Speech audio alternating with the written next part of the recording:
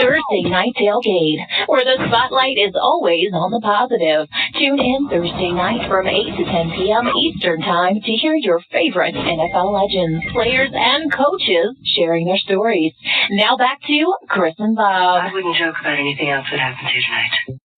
Hey, we're back here on Thursday Night Tailgate, and we're turning on our spotlight on the positive. Bob, who are you putting your spotlight on this week?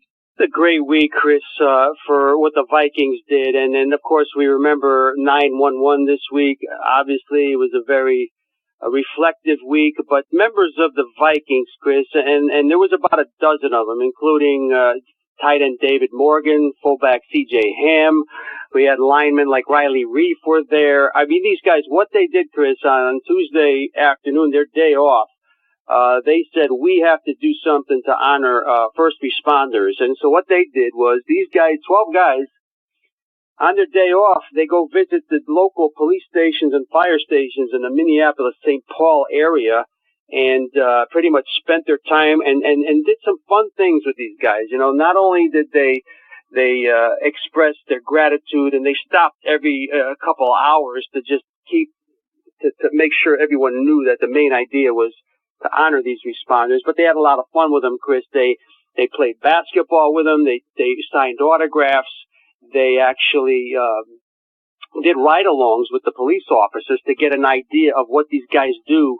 And you'd be surprised how many of the players said how these are the real heroes of our society, how these guys put their lives on the line every day. And but again, they went in ride-alongs, and again, at the fire stations, they were trying on equipment. They really immersed themselves in these guys' jobs. And then jokingly, they brought donuts to the police station, and they had a lot of laughs, Chris. But again, they with all the levity there, they also stopped again every once in a while and said, look, we can't imagine what you guys do on a daily basis, and we're here. They spent the entire afternoon, Chris, with these guys, and just honoring them, and they put up a great thing on the website as far as the pictures, and you could read more about this entire day because the fire stations and the police stations, they went to a few, and what they did there, and I mean, they really got an incredibly new respect for what first responders did. And in a week like this, when we reflect on things like that, again, this was their day off. They didn't have to do this,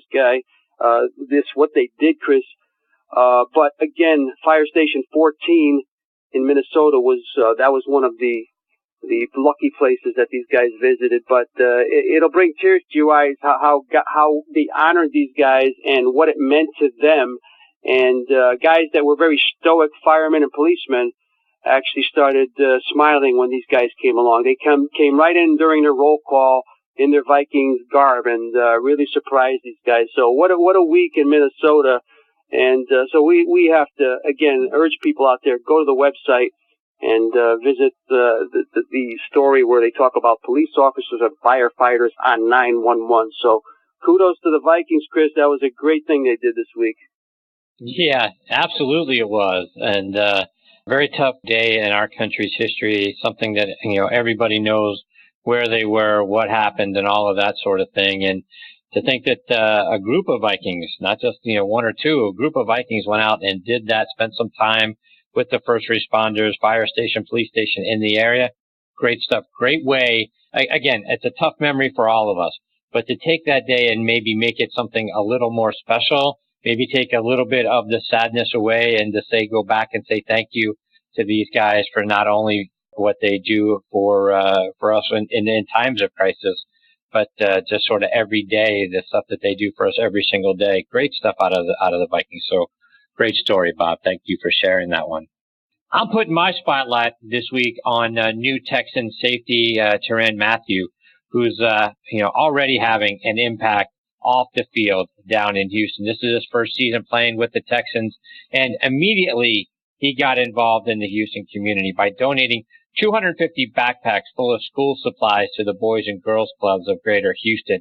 Said he always dreamed of playing in the NFL, but he also wanted to be fortunate enough to be in a position where he could give back.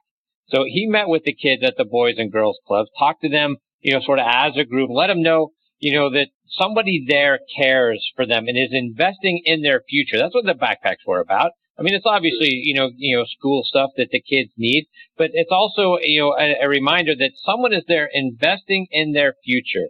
So on one hand, he showed them what success and hard work can do, right? I mean, he's a member of the Texans. He's doing very well for himself. So he is a symbol and something that these kids can look up to, a hero on some level to these kids, showing them what hard work, will result in and the success that he's had. On the other hand, Bob, we all know he's had some adversity to deal with in his life, and going back to his time at LSU. So we talked to the kids about that, how he faced the adversity, how he dealt with it, and then ultimately overcame it to show them whatever they've got going on in their lives, they can overcome those things too.